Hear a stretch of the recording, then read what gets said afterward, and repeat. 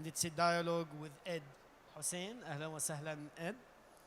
So Ed Hussein, and I'll introduce him quickly, is a British writer and political advisor who has worked with leaders and governments across the world.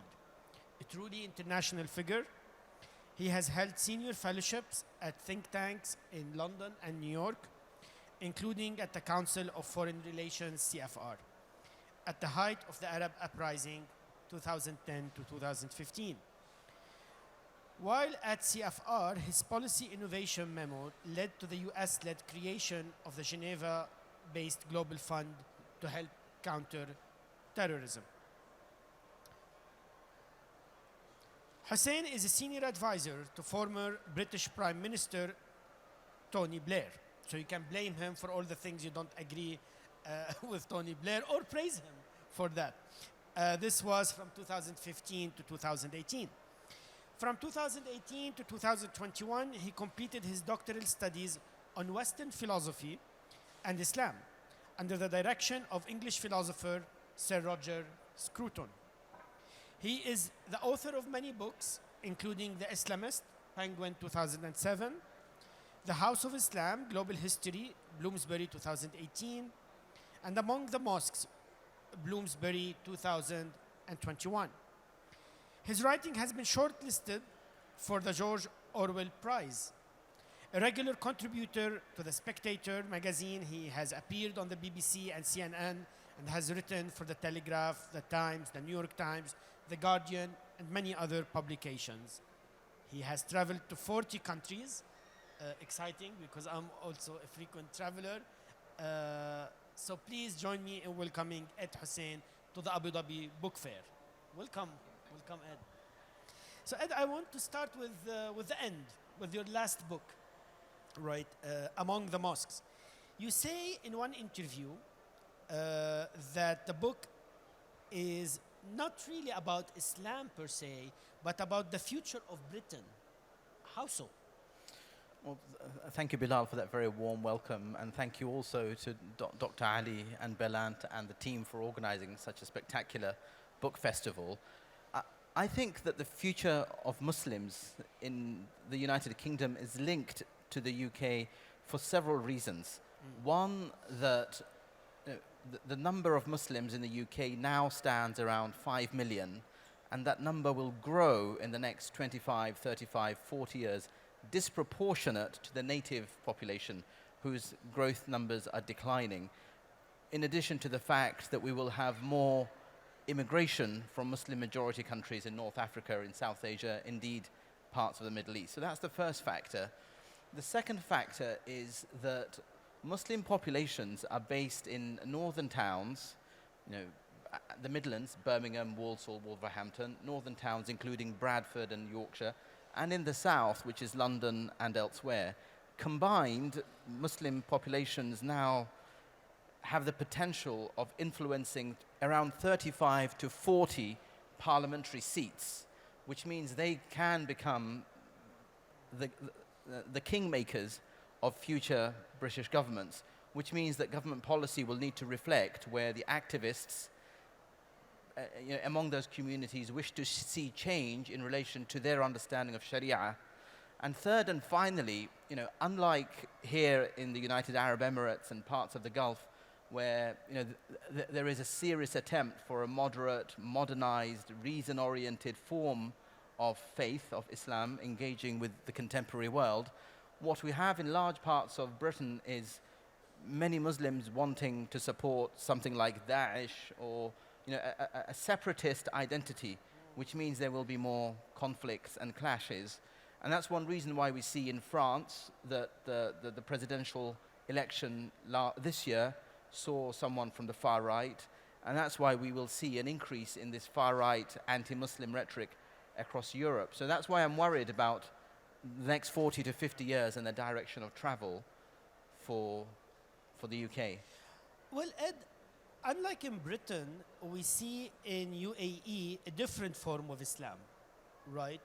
I've been living here for the last 4 years, and I can truly say from inside that it's a wonderful image of a modern Islam that is tolerant and that's reflected in also the policies of the government. I mentioned, for example, the temple that's being built right now, the Ministry of Tolerance, like really a spectacular image of Islam.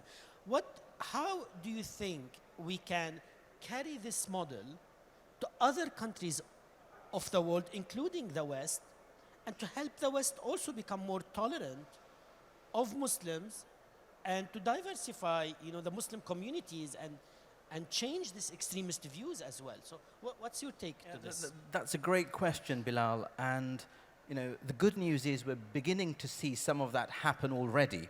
So, for example, President Macron has gone out of his way to talk about the need for an Islam that is French.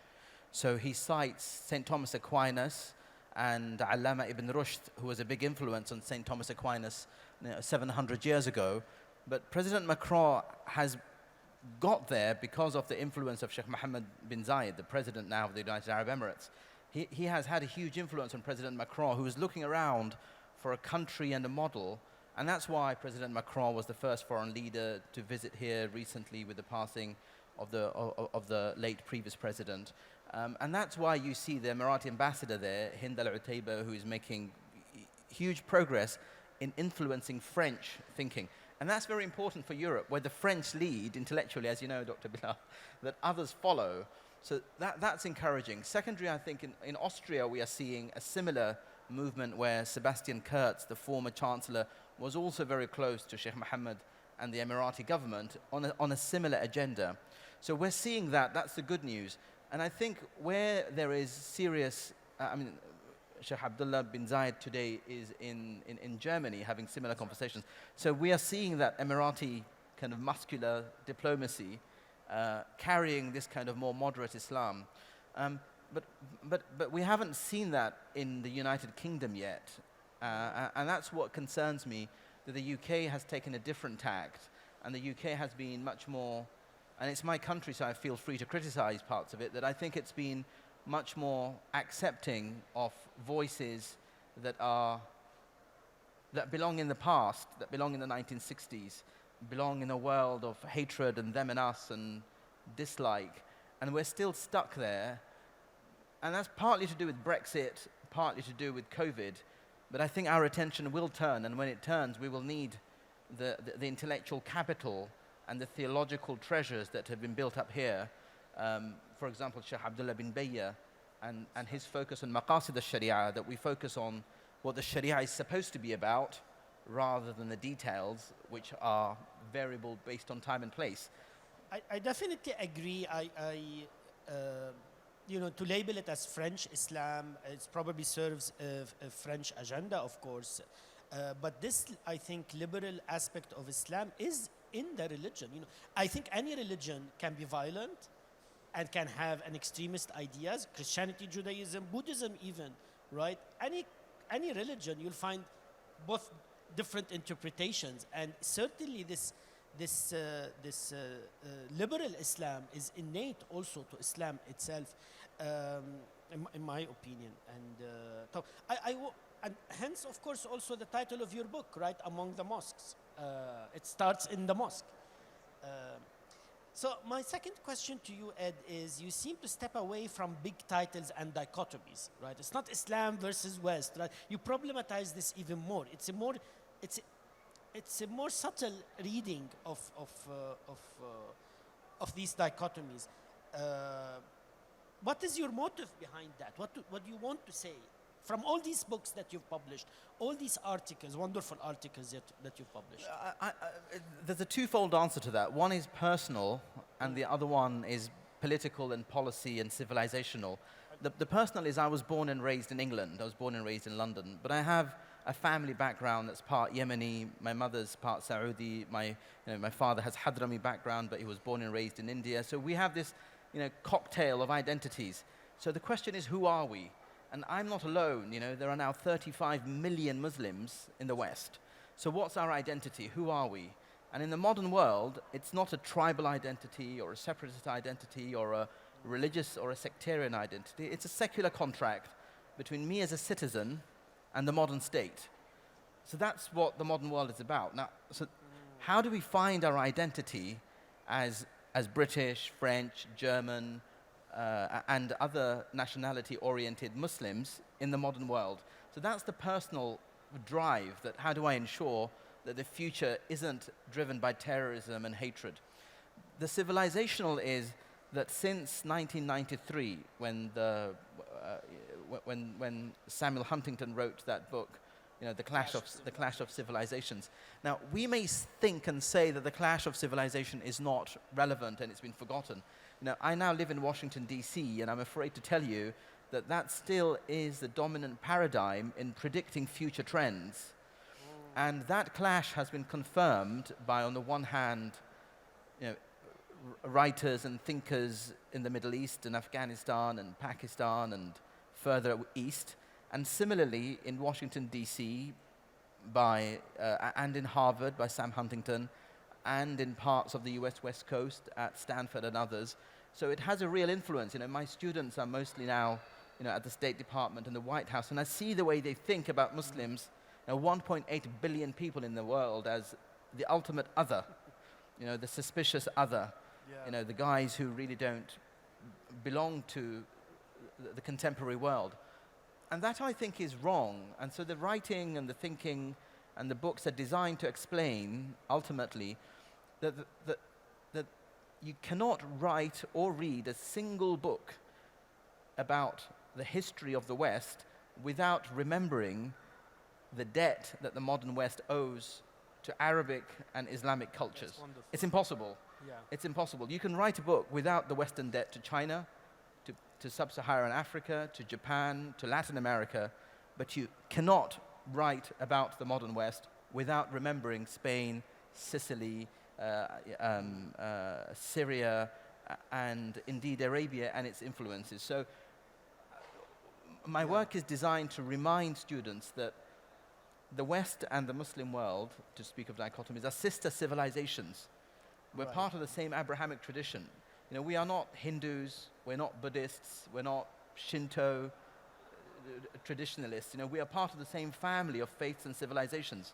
So that's the design of the work, that to remind the West that it has a debt that it owes to Muslim civilization, without whom there would be no St. Thomas Aquinas, there would be no Renaissance, there would be no Enlightenment, there would be no Reformation, and there would be no modern West. So that's the thinking. And we all, we're aware that the West has always celebrated the Greek civilization, but the Greeks belong to the East more than the West in that sense. I like this problematizing, this where you position also yourself and civilizations. But Ed, you're often misunderstood, I feel.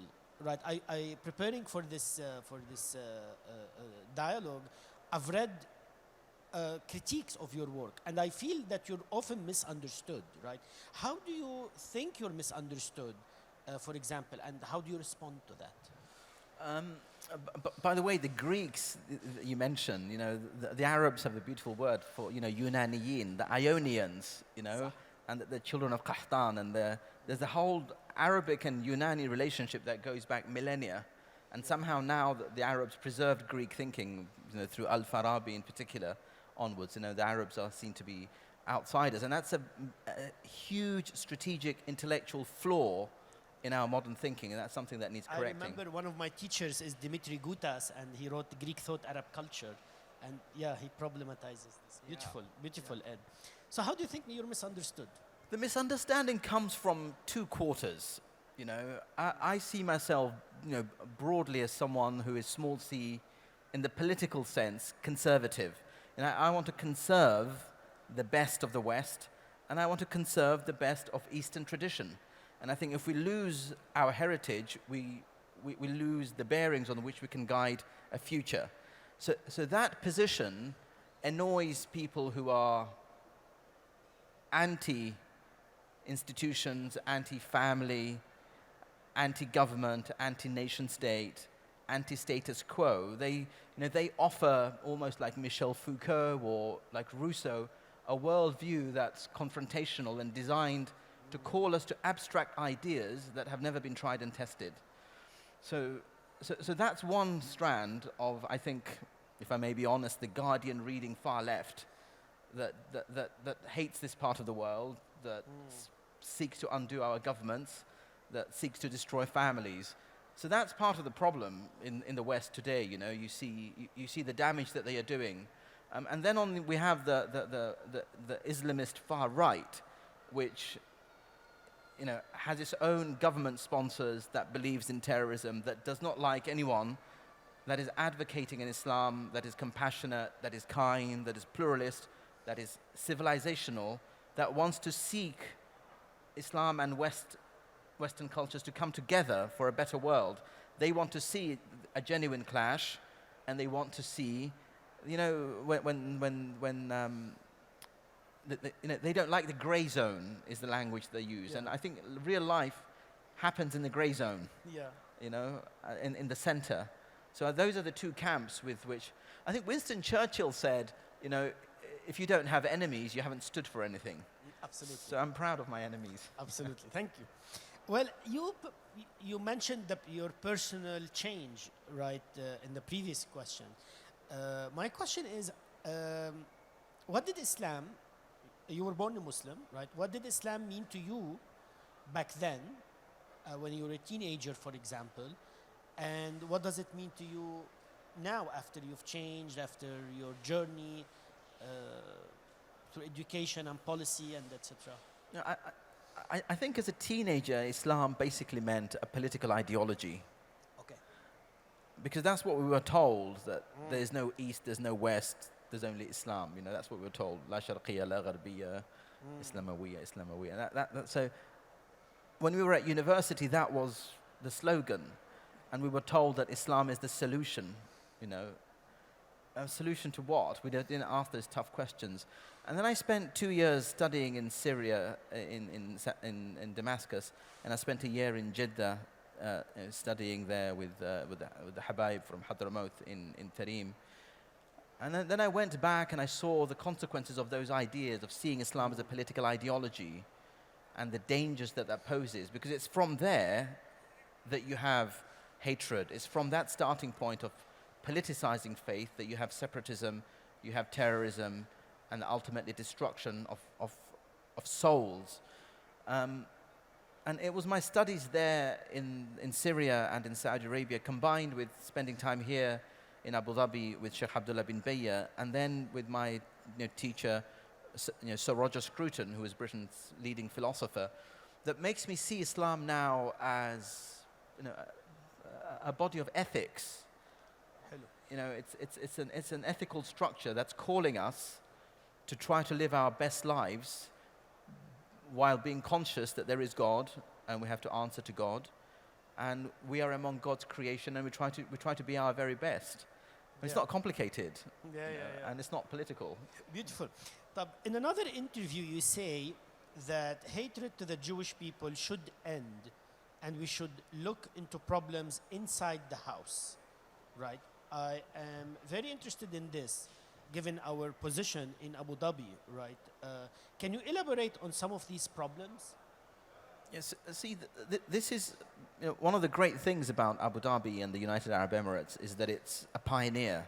Right. And I don't say that lightly, I mean it. Having been on the receiving end of people who take a different view, for many years people like me, in the West and elsewhere felt very lonely. And it's this country that gives us confidence and companionship, because it has a worldview that's rooted in the classical understanding of Islam, and yet it's modern, and it's looking to the future. And this is why, the Abrahamic family house that's being built here confirms that we're all children of Abraham, whether our mother is Sarah or Hajra, or Hagar as we call her in English, or whether it's Ishaq or whether it's Ismail. Our father, Millata Abikum Ibrahim, so it confirms that breaks down the barriers. Now, where the UAE and Sheikh Mohammed bin Zayed in particular is now, Muslim communities in Europe are about 25 years behind. So there's a reason why so many French Jewish friends are leaving France. It's not because of the far right, it's because many Muslims from an Algerian and Moroccan background bring this dislike for Jewish people and turn on them. So that's why there's been a spike of anti-Semitism. And And we saw some of this in England recently, where young Muslims came down from Bradford into London and attacking Jewish people. Whereas here, my Jewish friends can wear the yarmulke and walk around freely because they have security. This is what a government is supposed to provide, first and foremost, security, Max Weber's definition of what a government is supposed to provide.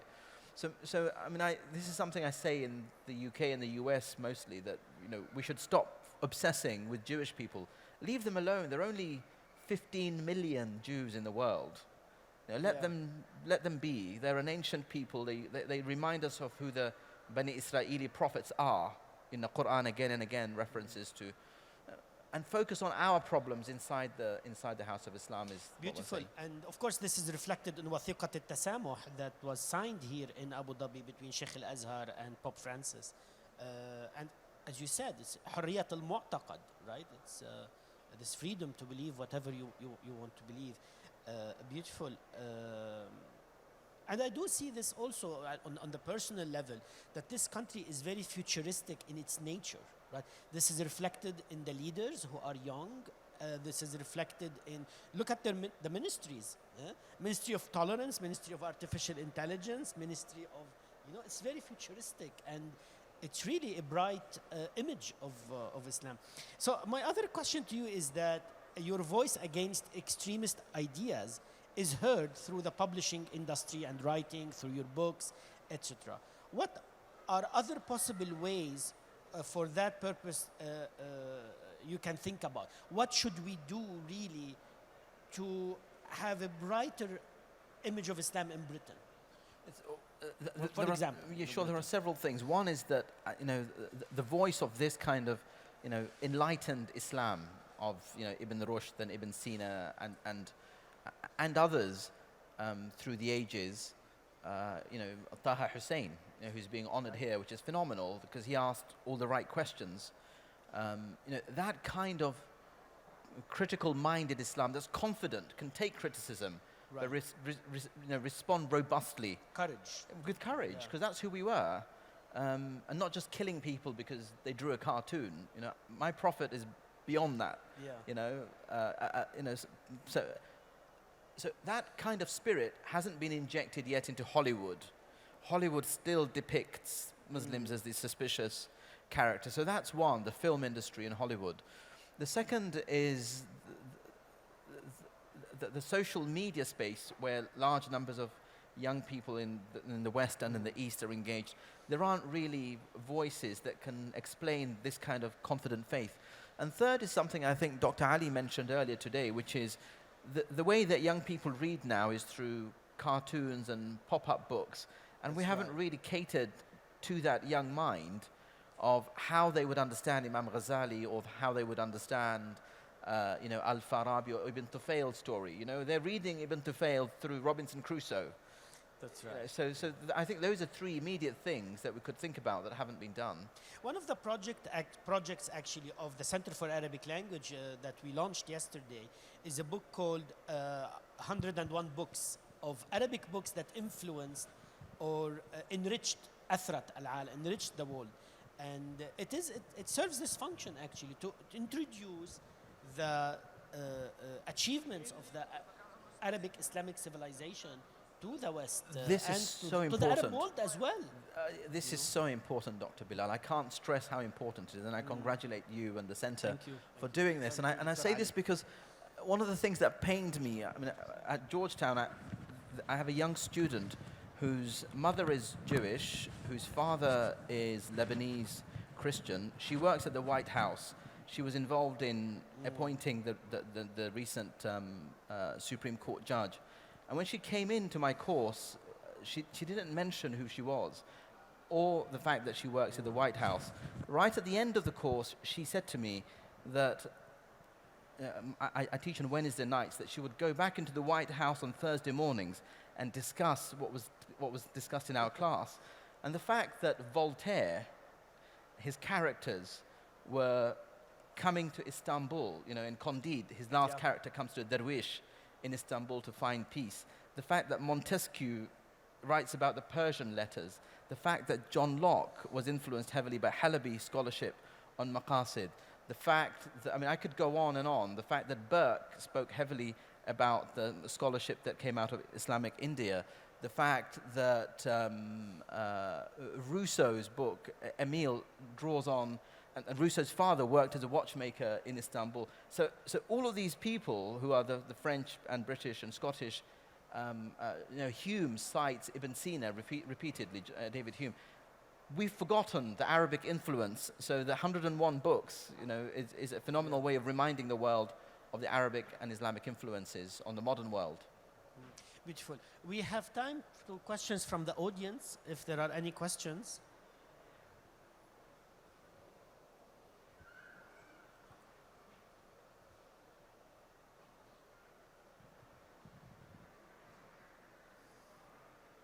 Okay, I don't think we have any questions from the audience, so I'll continue.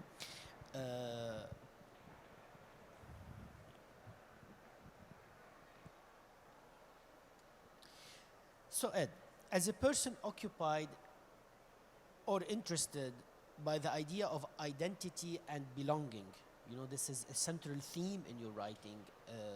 How do you position yourself as a Muslim who gives anti-Islamist views, right? Do you think, for example, that in the Muslim world we have, in the past, turned our eye from these extremist views, for example? Do you think that the problem was actually in the house here before it's in the West, or that these extremist views were a reaction to life in the West, right? Where do you position yourself with this? I think here, especially in the Middle East, when extremist movements emerged, I genuinely believe that there was a culture of tolerance.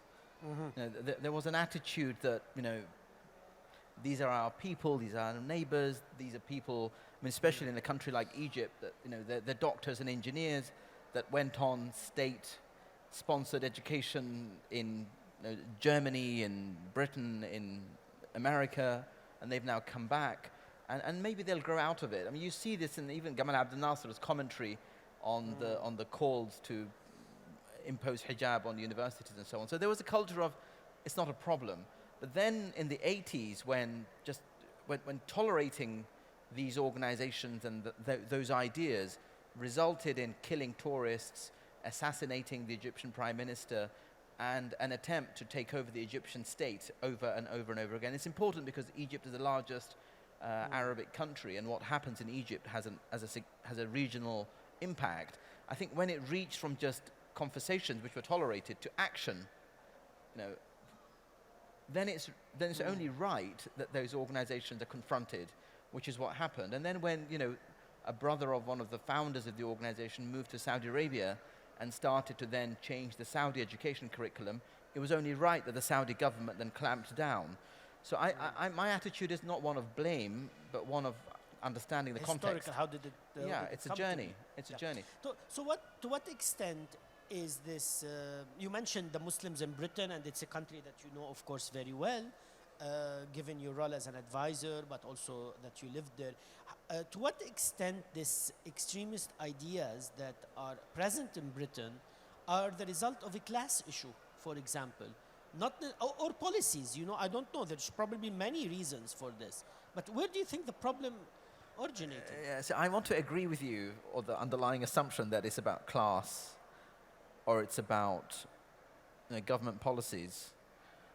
I struggle with that for the following reasons.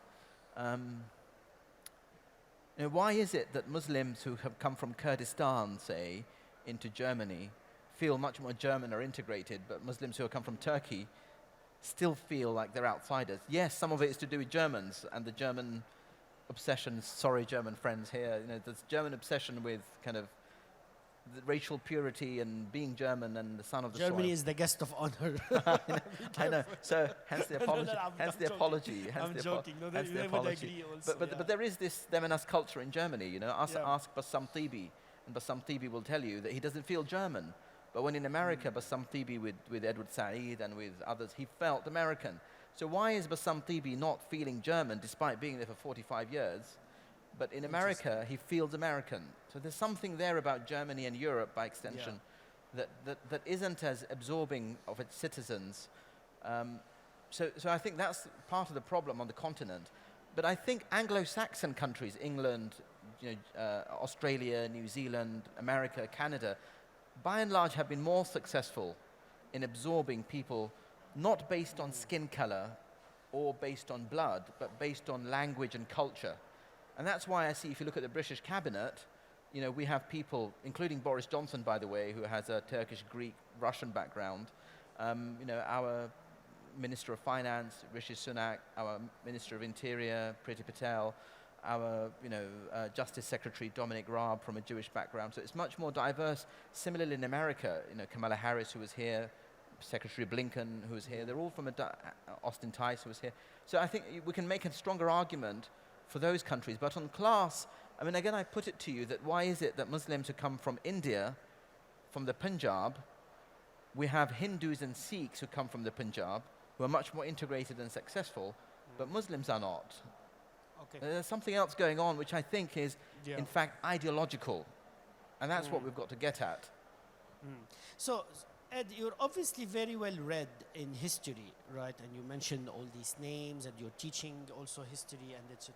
To what extent the history of the West-East relations or West-Islam relations between, of course, quotation marks, the history of the relations, right, will inform us about the possibilities of the future? Can the past teach us something about the future here? Yes, is the answer. And this is why, again, those who talk about a clash of civilizations are wrong. Because let's take one incident in history, 1683, when the Ottomans decide to attack Vienna again and make that their path onto further European conquest. Now, yes, the Ottomans were Muslim Turks attacking Christian Europe. At a superficial level, that master narrative holds. And that's the historical example that the French far right points to, the Turkish far right points to, and others who want to see hatred and clash point to and say, remember Vienna, Vienna, Vienna. But what they forget is that it was also French Catholic France that supported the Ottoman Turks.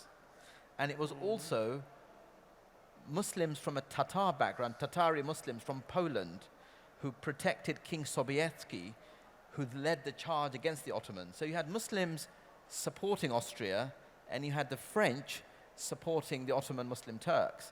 So it's not just as simple an example of just Muslim versus Christian or Europe versus the Middle East. It just doesn't stand up to scrutiny.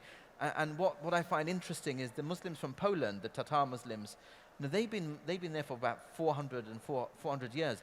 Their loyalty was to their country, to Poland. And that, I think, is the silver bullet that you've got to recognize in the modern world. Our loyalty is not to a caliph or a caliphate or an empire. Our loyalties are to our nation states. Those can change. We can move to different countries and take up different loyalties.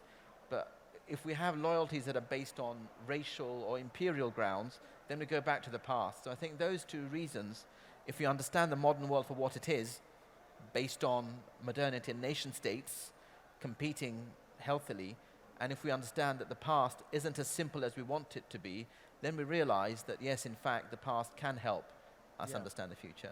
Beautiful, beautiful. Any questions from the audience?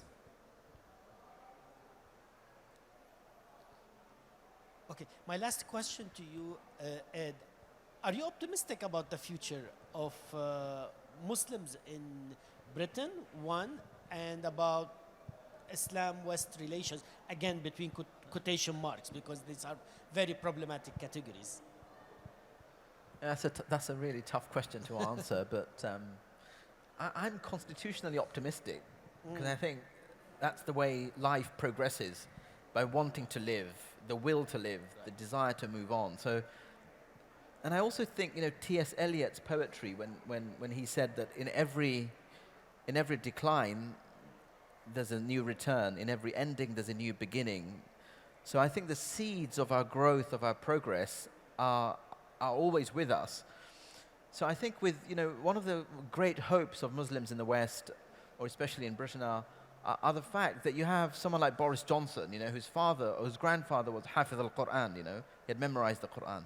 So Boris has a command of Muslim history and of Islamic literature that others don't. So I think when he turns his mind to this issue, we will be in a better place. Prince Charles, for example, has a deep interest on Muslim Sufism in particular. So that bodes well for us. I also think he even visited Sheikh Nazim that's right, he did. In Cyprus. He did. And I can go further back. Queen Victoria, learned Urdu and Rumi and Hafid story of with poetry. Abdul, of course. Exactly. So we have a long history, I think, that can help Muslims in Britain rethink and reimagine their places without segregation and difference. In the current cabinet, Sajid Javid is excellent news, and we have other parliamentarians who are coming up.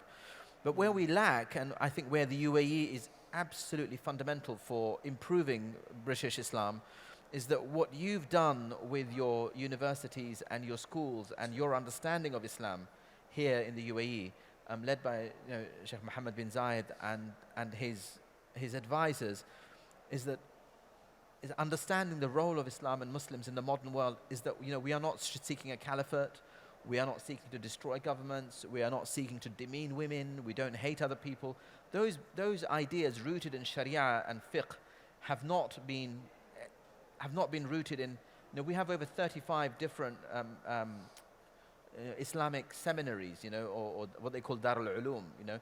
Those still are running on syllabi, curriculum, going back 300 years. This is beautiful, and it puts a responsibility on us, also here in UAE. And I want to mention, because you mentioned ethics, right, and the focus on ethics, I want to mention that in all UAE schools, there is a curriculum now from childhood till the end of high school on ethics and ethical education, right? As focus on this, because yes. This is the essence of Islam. That's the point of faith, Ad-dabani Rabbi was what the Prophet said. Right. That's it, right there, So this is the same in Saudi Arabia now, the return of philosophy in Saudi schools. We haven't done that in Muslim areas in the UK, so that I think, so we can be optimistic, but cautiously optimistic. Yeah. On East نحن West. محكومون بالأمل. No. Beautiful. Yeah. I'd like to welcome, of course, His Excellency, Minister of Culture, Hassan Nazim, Dr. Hassan Nazim, Minister of Culture in Iraq. You had a question, Dr. Ali? No?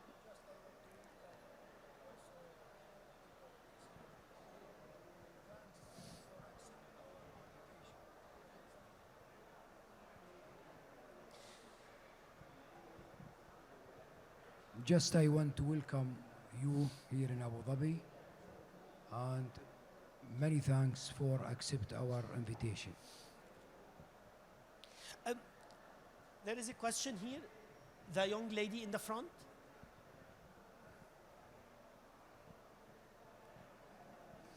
Thank you very much. This is Naima. I studied in Birmingham University, and listening to the British accent brought me back to my studies time. And also it brought me back to my experience there. And I've noticed from my colleagues in the university, people in the community, neighbors there, that there is really lack of understanding of Islam. There is a pure, let's say, pure audience of people who take it from one source only, which can be also misleading. And I notice that from the questions I receive from people, and then I always say that it's not like that. And even for them to be surprised that I'm a Muslim Arabic woman coming from the Gulf countries to do her PhD in a very scientific topic, also that surprised them. And to see that from educated people also, that's in the university level, shows that people themselves, they don't put effort to understand. But I believe that's a responsibility also for education to, from university or school level as well, especially in the UK, there is a relatively high number of Muslims. So the education is very important. Thank you. Do you want to comment? No, the lady is absolutely right. Education is very important, and that echoes what we were saying in terms of Muslim education is also important. So unlike here, I think one of the things that happens in the UK is every Muslim child, or most Muslim children, every evening from 5 to 7, go to study the Quran. And part of the problem is that the Quran is studied but not understood.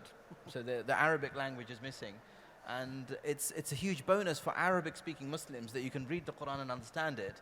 But in many of those countries, communities across Europe, Turkish Muslims, Muslims from the Indian subcontinent, Muslims from Indonesia and elsewhere, don't have that command of Arabic. So when they read a verse like "In al-hukmu illa lillah," they think, right, that's just if God isn't governing, that we are living in halat al-kufr or whatever it is. So there's a real linguistic problem. So yes, the education factor is absolutely vital. The lady's right. Part of it, I think, is also the insistence on a literal understanding of the text, right? I've read recently a book by Thomas Bauer from a German Arabist, Islam, a Culture of Ambiguity, that Islam not only is ambiguous, it wants to be ambiguous because it wants to give you multiple meanings to choose from, right? And this modern literal interpretation of like one meaning of the verse is what is driving, this narrow-mindedness somehow. Any other questions? Well, with this optimistic look at the future, we hope there are brighter Islam in Britain, brighter image of Islam in Britain, and a brighter Britain, and brighter relations between Islam and the West. So thank you. Do you want to conclude by saying anything? No, just to reiterate that the future is really in our hands. What we do today shapes tomorrow. Absolutely. And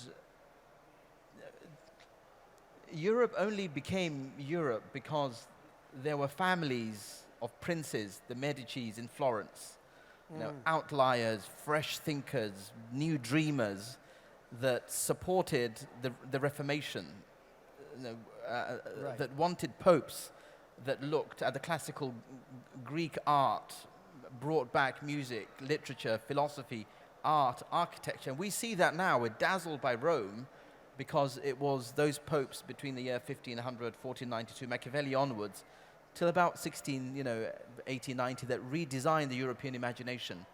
And it was because what came out of the Florence, Venice, the Medici family and others.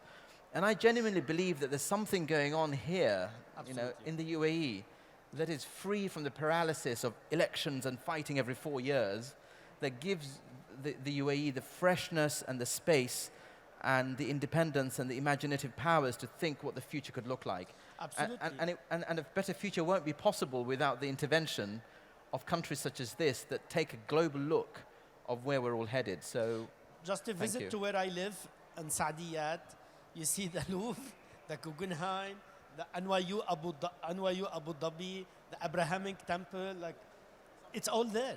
It's all there. Yeah, something is going on. So thank you, Ed. Welcome to the Abu Dhabi Book Fair and to UAE.